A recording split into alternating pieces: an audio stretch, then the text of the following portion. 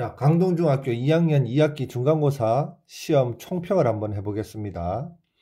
일단은 시험 범위는 연립방정식부터 1차 함수까지가 나왔었는데 시험 범위가 지금 1학기 범위죠.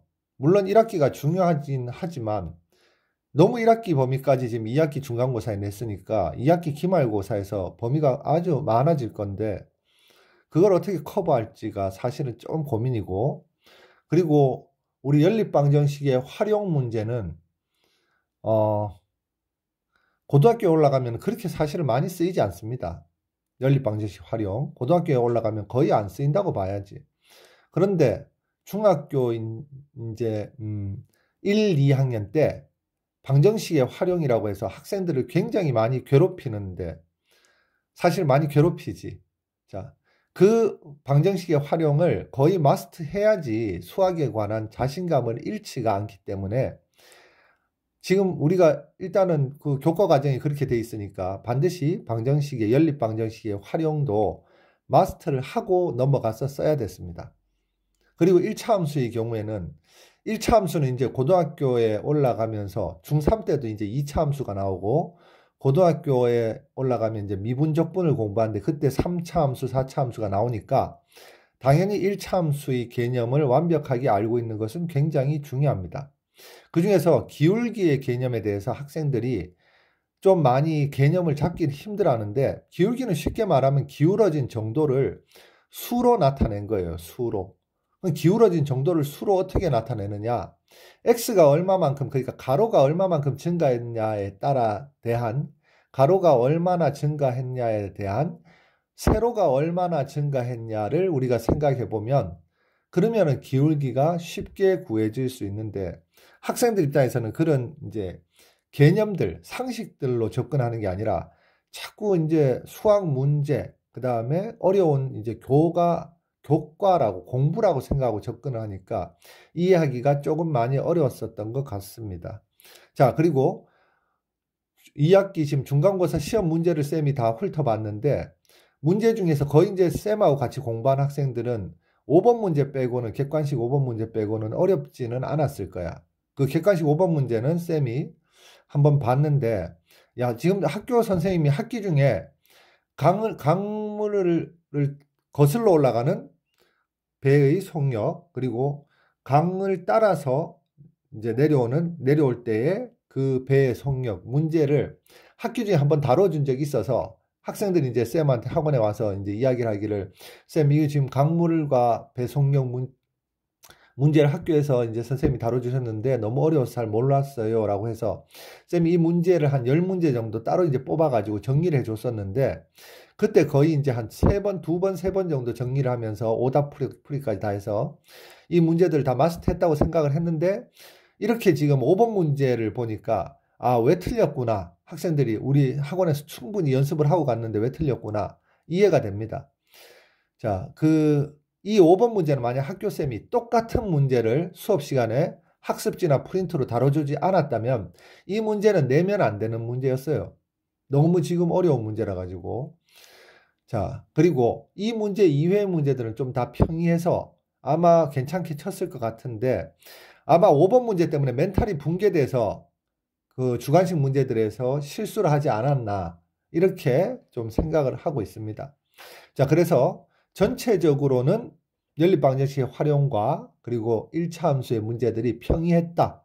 근데 5번 문제는 정도에 너무 지나치게 어려웠다. 100점 방지용 문제라고 이제 생각을 해줄 수밖에 없지. 자, 그래서 쌤이 일단은 쌤 목표는 이제 전부 다 90점을 일단 맞아야 되고 100점도 이제 당연히 맞아야 되는 거니까, 그럼 어떻게 시험 준비를 해야 되냐면 이 5번 정도의 문제를 풀어주려면 우리가 지금 여지껏은 센이나 일품 정도의 문제의 수준을 풀면서 최고 득점 수학 문제로 약간 이제 문제를 다뤘는데, 이 지금 5번 문제를 편하게 풀어주려면 지금 최상위 수학과 그 다음에 블랙라벨 이 두 권을 추가로 좀 풀어줘야 될 것 같습니다. 그래서 그 두 A급 수학은 문제가 너무 난해해가지고 사실은 조금 권장하지 않는데, 만약에 최상위 수학과 블랙라벨까지 완벽하게 마스터를 하고 더 이상 풀 게 없으면은 A급 수학도 지금 뭐 좀 풀어줘야 되지 않겠나. 그런데 최상위 수학과 블랙라벨을 풀 때 가장 중요한 점은 쌤이 문제를 풀어주면 그 문제들은 아무 의미가 없어요. 왜? 그 어려운 문제를 내가 풀어줬는데 너희들이 시험장에 가서 그 문제들을 만났다. 풀 수 있을까? 못 풀겠지. 자, 그래서 최상위 수학과 블랙라벨은 학생들이 푸는 방식으로 그렇게 진행을 하겠습니다. 못 푸는 문제 그럼 어떻게 해요? 라고 하는데 못 푸는 문제 쌤이 영상을 찍어서 힌트를 먼저 주고 그리고 고민을 하다가 풀어보는 아니면 수업 시간에도 쌤이 힌트를 먼저 주고 고민을 하는 그런 시간을 많이 갖도록 하겠습니다. 그게 진짜로 상위권으로 올라가는 뭐 유일한 방법이에요. 상위권으로 올라가는데 문제를 다 풀어준다? 뭐 어려운 문제들 풀어준다? 절대로 상위권 못 올라갑니다. 자, 일단 그러면 총평은 대부분의 문제들은 다 평이했다. 하지만 5번 문제는 많이 어려웠고 5번 문제가 많이 어려워서 아마 1차 함수 문제들을 좀 더 주관식 문제에서 실수하지 않았나. 이게 바로 이번 시험의 총평입니다. 자, 5번 문제 풀이 한번 해보겠습니다. 흐르는 물에서 흐르지 않는 물에서, 미안합니다. 자, 흐르지 않는 물에서 항상 시속 28km로 움직이는 배가 있다. 28km는 바로 배의 속력이에요. 배의 속력. 자, 하류에서 상류까지 거슬러 올라가는데 4시간이 걸렸어. 이 시간을 줬으니까 이 문제는 시간 1 더하기 시간 2는 총 시간이라고 연립방정식을 만들어야 되겠구나 라고 생각할 수 있습니다. 자, 상류에서 하류로 강을 따라서 내려오다가 중간에 엔진이 고장나서 마지막 1시간은 시동이 꺼진 채로 시동이 꺼졌대요. 시동이 꺼졌는데 배는 움직이냐 안 움직이니? 자, 배는 움직입니다. 왜 배가 움직이냐면은 강물을 떠내려오면서 움직여. 즉 강의 속력과 강물의 속력과 똑같은 속력으로 움직입니다. 배가. 총 3시간이 걸렸다. 자, 두 선착장 사이의 거리는 자, 질문한 것을 x라고 두겠습니다. 그럼 연립방정식 풀어야 되니까 뭘 y라고 둬야 되냐면은 자, 강물의 속력이 지금 없지. 그래서 강물의 속력을 y라고 둡니다. 강물의 속력 y. 자, 이러면 풀릴 것 같은데 쌤은 제일 처음에 이렇게 해서 풀려고 했거든. 자, 그런데 쌤이 왜 이 문제는 좀 난이도 조절보다 너무 어렵게 냈냐면 한번 쌤이 시작을 해볼게요. 일단은 하류에서 상류로 거슬러 올라가니까 자, 거슬러 올라가는 배의 속력은 여기다 한번 쓸게요. 거슬러 올라가는 배의 속력은 원래 배 속력에다가 강물의 속력을 빼줘야 돼요. 자, 그 다음에 강물을 따라 내려오는 배 속력은 배 속력에다가 강물의 속력을 뭐 해줘야 되겠니? 그렇지. 더해줘야 됩니다. 자, 그러면 거슬러 올라가는 배의 속력은 배 속력이 28이라고 했고 강물의 속력을 쌤이 y라고 했으니까 28-y가 되고 따라 내려오는 배 속력은 자, 배 속력 28 더하기 y입니다. 자, 이렇게 했을 때 이제 거슬러 올라가는 배 속력을 아니까 시간은 속력분의 거리잖아. 자, 그러면은 거슬러 올라가는 배의 속력은 28-y분의 자, 얘가 지금 거슬러 올라가는 배의 속력이에요. 거리는 두 선착장 사이의 거리가 이동 거리니까 x라고 쓰고 얘가 4시간이 걸렸습니다. 자, 그리고 지금 쌤이 자, 한번 보세요. 여기가 하류예요. 하류. 여기가 상류 선착장입니다. 자, 두 번째 상류 선착장에서 하류 선착장까지 따라 내려오다가, 자, 이렇게 강이 이렇게 흐르네. 이렇게 흐르다가 중간에 고장이 났어요. 그리고 이렇게 계속 내려와요. 그러면은 이때의 배속력은 따라 내려오는 배속력이 돼서 이때의 속력은 바로 28 플러스 y가 됩니다. 그런데 고장이 나서 이렇게 떠내려오는 속력은 강물의 속력과 똑같다고 했으니까 얘의 속력은 y가 되는 거야. 자, 그리고 이때 전체의 이동 거리는 바로 x인데 이때의 이동 거리를 지금 뭐라고 하냐면은 z라고 한번 해볼게요. 그러면은 이때의 이동 거리는 x-z가 됩니다. 자, 고장이 나서 마지막 1시간은 시동이 꺼진 채 이동했다고 했으니까 이때의 시간은 1시간이 되고 그 다음에 이때의 시간은 총 시간이 3시간이니까 2시간이 됩니다. 그래서 얘는 지금 쌤은 풀 때 문자를 3개를 둬서 풀었는데 문자를 2개를 주고도 풀 수가 있습니다. 있어요. 문자를 2개를 잠깐만, 문자를 2개를 주고 풀기는 얘를 만약에 x라고 하고 얘를 문자를 2개를 주고 풀 수는 없겠네. 자, 문자를 3개를 주고 풀어야 되겠습니다. 자, 그러면 이렇게 해서 얘가 왜 지금 어렵다고 하는지 알겠지? 우리 문자 3개의 연립 방정식 거의 다루지도 않았잖아. 자, 얘는 속력이 28 플러스 y, 그 다음에 거리가 z, 시간이 2시간. 얘는 속력이 y, 거리가 x-z, 그리고 시간이 1시간. 이렇게 해서 세 문자의 연립 방정식을 풀어줘야 되는 거예요. 세 문자의 연립 방정식.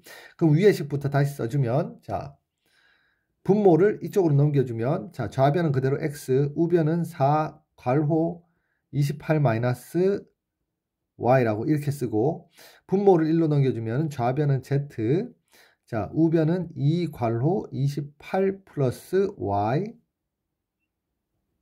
자, 그 다음에 분모를 1로 넘겨주면 좌변은 x-z, 우변은 y. 이렇게 써줄 수 있습니다. 자, 그러면은 두 개 연립해서 누굴 먼저 소거할지 한번 고민을 한번 해볼게요. 여기 지금 y는 x-z라고 했으니까 EY와 EY에 x-z를 대입법을 쓰는 게 좀 편해 보이네. 자, 대입법을 한번 써볼게요. x는 4 괄호 28 마이너스 괄호 y 자리에 x-z를 쓰겠습니다. 자, 그럼 z는 2 괄호 28 플러스, 자, y 자리에 x-z를 쓰겠습니다. x-z 이렇게 쓰고, 자, 얘를 이제 풀어주면, 자, 쌤이 좀 위로 올려가지고 좀 풀어볼게. 자, x는, 자, 얘 곱하면은 일단 4 곱하기 28이라고 쓸게. 자, 계산하기 귀찮으니까. 자, 마이너스 x 플러스 z인데 4까지 분배해주면 마이너스 4x 플러스 4z. 자, z는, 자, 얘는 2 곱하기 28이라고 쓰고 플러스 2x 마이너스 2z라고 이렇게 쓰면, 자, 얘들을 이쪽으로 옮길게요. 얘들을 1로 옮기면 5x-4z는 얘 이제 곱해볼까? 4, 8이 32니까 112, 그리고 얘는 이쪽으로 옮기면은 마이너스 2x 플러스 3z, 그 다음에 얘 곱하면은 56. 자, 얘 지금 누구를 소거할지를 한번 고민을 해서, 자, 얘들을 그냥 10으로 만들어 줄게. 얘를 10으로 만들어 줄게요. 10x. 그럼 10x 마이너스 8z는 224.